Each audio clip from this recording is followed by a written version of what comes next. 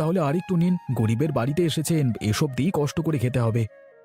আমাকে আর একটু কুমড়োর ঝোল দাও না কাকিমা। দিচ্ছি বাবা, দিচ্ছি। এই নাও কুমড়োর ঝোল।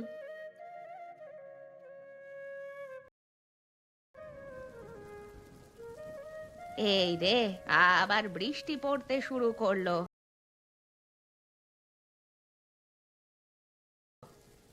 সকালের ট্রেনটা মিস হলো, এখনকারটাও কি ফেল করব নাকি? এমন দিনে কোথাও যেতে হবে না বাবু। ট্রেন চলে গেলে থেকে যান, কালকে সকালে আবার ট্রেন ধরবেন। না না, আমাকে আজকে যেতেই হবে, আগামীকাল আমার অফিসে একটা কাজ আছে। তাছাড়া অপুর স্কুলও খুলে দিয়েছে। বিমল, অবিমল, তোর ছাতাটা বের করে দে ওদের। কোনোভাবে স্টেশন অবধি গেলে আর বৃষ্টি ধরবে না। তাই দেবো মা, কিন্তু ছাতার যা হাল, ওটা দিয়ে দুজন যাওয়া যাবে? সে নিয়ে চিন্তা করবেন না, আমরা দুজনে কোনো রকম যেতে পারবো, কিন্তু ছাতাটা ফেরত পাঠাবো কিভাবে? ও আমি গিয়ে নিয়ে আসবো। তাই ভালো। বিকেল ৩টে বেজে গেছে, আমরা তাহলে এক্ষুনি বেরিয়ে পড়ি। হ্যাঁ, ৪টে তো শহরে যাওয়া ট্রেন। সে কি গো, আপনাদের মতো ভালো মন্দ কিছু রান্না করে খাওয়াতে পারলুম না। ছেলেটার পিঠার এত শখ, কটা পিঠা বানিয়ে দেওয়ার সময়টুকু অবধি নেই। সেই নিয়ে তুমি কষ্ট পেও না কাকিমা, আমি আবার আসবো। কবে আসবে বাছা? বড় হই তারপর একা একা চলে আসবো, তখন কিন্তু কুমড়োর ঝোল খাওয়াতে হবে। নিশ্চয়ই খাওয়াবো, এর চেয়ে মজা করে তোমার জন্য রান্না করব। বেশ বেশ, তবে তুমি ছাতাটা বের করো, আর আপনিও প্রস্তুত হয়ে নিন মশাই।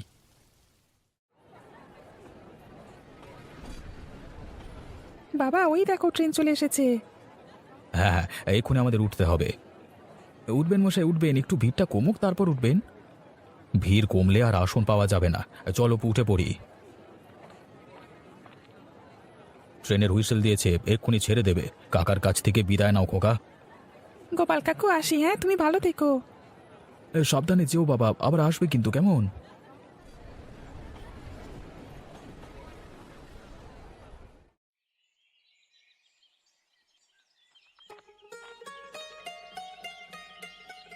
ওগো শুনছো, পেপারে আজকে একটা বিজ্ঞাপন দিয়েছে, আগামী সপ্তাহে রান্নার একটা আয়োজন হচ্ছে। রান্নার আয়োজন? তা কি নিয়ে রান্না? কি হবে, সেরা রাঁধুনি নামে একটা আয়োজন হবে। ওখানে যে রান্না করে ভালো স্কোর করতে পারবে তাকে 1,00,000 টাকা উপহার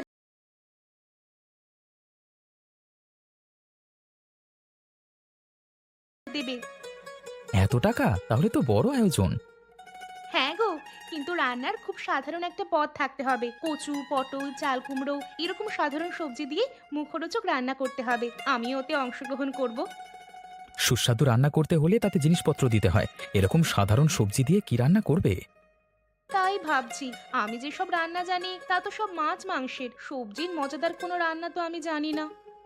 আমি ছোটবেলায় একটা রান্না খেয়েছিলাম, চাল কুমড়োর ঝোল। খুব সাধারণ রান্না হলেও খেতে কিন্তু অসাধারণ। তাহলে অনুষ্ঠানে ওটাই রান্না করব। তুমি ওদের চিঠি লিখে জানিয়ে দাও যাতে আমাকেও একটা সুযোগ দেয়।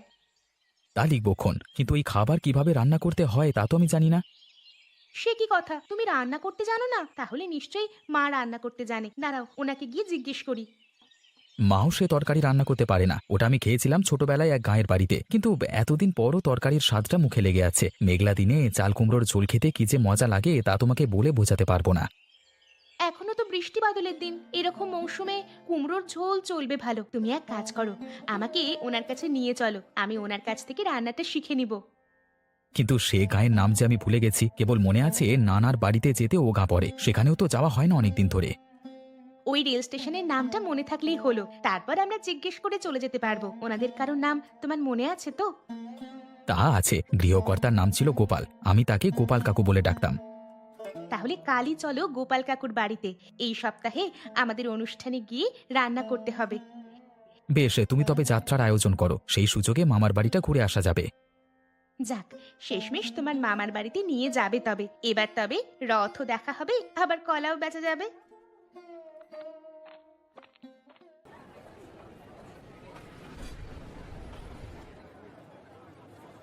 হ্যাঁ গো, এটাই কি হেমন্তপুর স্টেশন, নাকি ভুল করে অন্য স্টেশনে নেমে পড়েছি?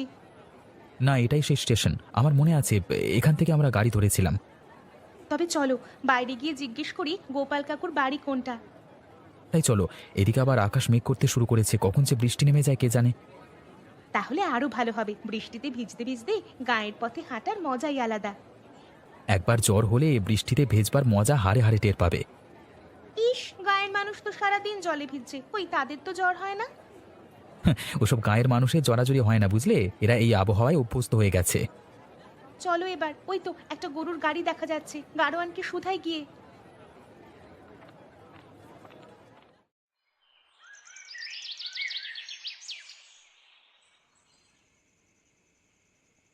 সন্ধেবেলায় বুড়িটার প্রদীপে তেল দেওয়ার কথা মনে পড়ে, কই দিনের বেলায় ওগুলো মুছে রাখবে তা না, আমি আসলেই যত কাজ দেখা যায়। কি রে ননি, কে এসেছে? কার সাথে কথা বলছিস সেই সন্ধেবেলায়? কারোর সাথে কথা বলিনি গো, কে আসবে তোমার একার বাড়িতে? তোর মাথাটা একেবারে গেছে, সারাদিন একা একা কথা বলিস। তোর মাকে বলে একটা বদ্যি কবিরাজ দেখাতে পারিস তো। সে নিয়ে তোমায় ভাবতে হবে না গো বুড়ি, আমার মাথা ঠিকই আছে।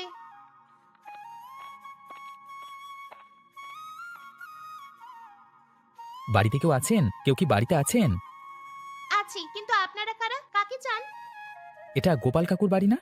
হ্যাঁ, কিন্তু পিসেমশাই তো অনেক বছর আগে মারা গেছেন। ওনার স্ত্রী আছেন বাড়িতে? তা আছে, আমি পিসিমাকে ডেকে দিচ্ছি। পিসিমা, ও পিসিমা, দেখে যাও তো এসে। কি হলো আবার, ডাকছিস কেন রে হতভাগী? দুজন মানুষ এসেছে তোমার খোঁজে, পিসেমশাইয়ের নাম বলছে এসে। কে এলো আবার আমার খোঁজে? তা কে গো তোমরা? আমাকে চিনতে পেরেছেন কাকিমা? অনেকদিন আগে একবার আপনাদের বাড়িতে এসেছিলাম। তুমি অপু না? এক মেঘলা দিনে বাবার সাথে এসেছিলে। ঠিক ধরেছেন, কিন্তু আপনার এই হাল হলো কিভাবে? আর কাকু কোথায়? তোমার কাকু আর নেই বাবা, অনেক দিন আগেই গত হয়েছেন। আর আমারও তো বয়স হয়েছে, এই বয়সে একা একা চলাফেরা করতে পারি না, তাই প্রতিদিন এসে আমায় দেখাশোনা করতে হয়।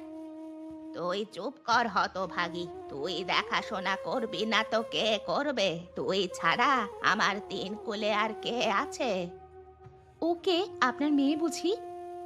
না না, ও আমার ভাইয়ের মেয়ে ননিবালা। অননি, বাইরে দাঁড়িয়ে রইলি কেন? অতিথিদের নিয়ে ঘরে যা। তা বাবা, তোমরা আজ থাকবে তো? হ্যাঁ কাকি, আমরা থাকবো আজকে। তোমাকে বলেছিলাম না বড় হলে চলে আসবো, দেখলে তো পথ ঠিক চিনে চলে এসেছি।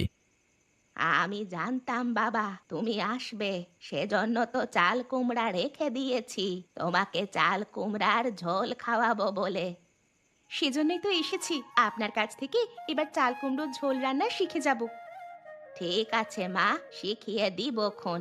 এখন ঘরে এসো, হাত মুখ ধুয়ে যা আছে কটা খেয়ে নাও। ননি, অননি, ওদের ঘরে নিয়ে যা তো, আমি খাবারের আয়োজন করছি। এসো আমার সাথে এসো।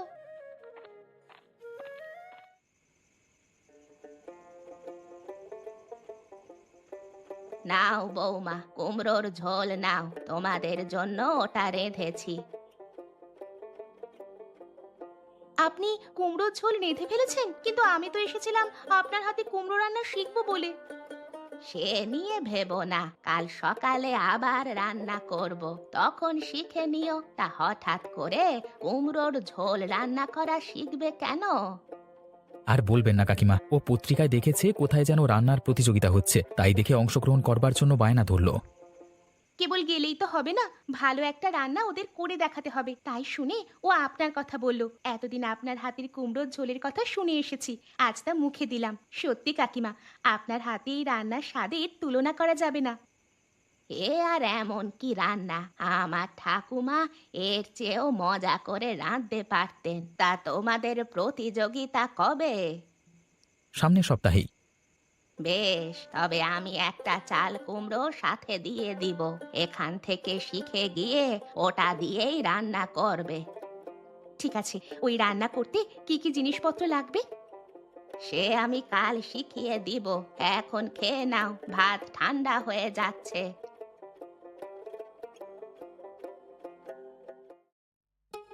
ও খুড়িমা, কুমড়ো কাটা তো শেষ, এখন কি করব? ওগুলো আমার হাতে দে ননি, আর ওই পাত্রে চিংড়ি মাছ আছে, মাছগুলো ধুয়ে নিয়ে আয়। ঠিক আছে, নিয়ে আসছি। শোনো বৌমা, চাল কুমড়োর ঝোল রান্না করতে হলে চাল কুমড়ো আর চিংড়ি মাছ লাগবে, সাথে লাগবে সরিষার তেল। অন্য কোনো তেলে কিন্তু এই রান্না মজা হবে না। এবার এই নাও, উনুনটা জ্বালাও। চাল কুমড়োগুলো কি এখনই ভেজে ফেলবেন?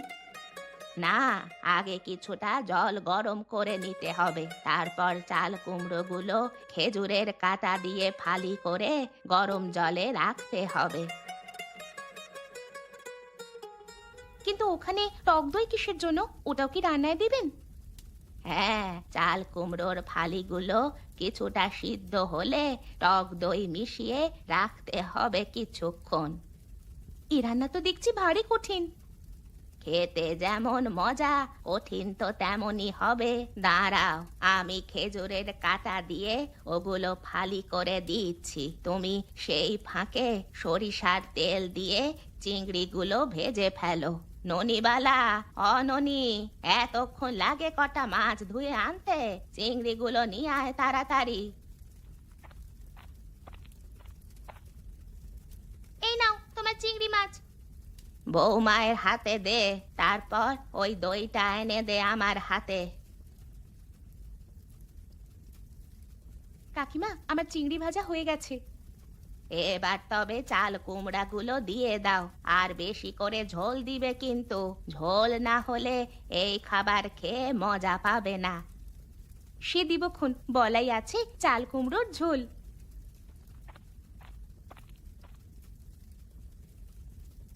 কোথায় জয়া, তোমার রান্না কত দূর? আমাদের ট্রেন কিন্তু বিকেলে, এর মধ্যে বেরিয়ে পড়তে হবে। এদিকে আকাশের অবস্থা ভালো না, যে কোনো সময় বৃষ্টি নামতে পারে। সে কি, তোরা আজই চলে যাবি? হ্যাঁ কাকিমা, আমাদের হাতে একদম সময় নেই, তবে তুমি দুঃখ পেও না, আমরা আবার আসবো। আমরা যাই কাকিমা, ছুটি পেলে আবার আসবো। বেশি সময় নিয়ে আসিস বাছা, একটা দিন নিয়ে এলি, এরই মধ্যে চলে যাচ্ছিস। বৌমাকে কিছু খাওয়াতেই পারলাম না। আপনার কাছ থেকে চাল কুমড়ো ঝোল রান্না শিখে গেছি কাকিমা, এটাই কম কিসে? এখন থেকে তাহলে কাকিমায়ের হাতের রান্না খাওয়ার জন্য আফসোস করতে হবে না। মেঘলা দিন হলেই চাল কুমড়োর ঝোল খেতে পারবো। আগে প্রতিযোগিতায় জয়ী হই, তারপর তোমাকে রান্না করে খাওয়াবো।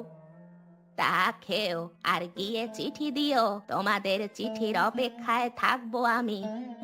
ঠিক আছে কাকিমা, এখন তবে যাই।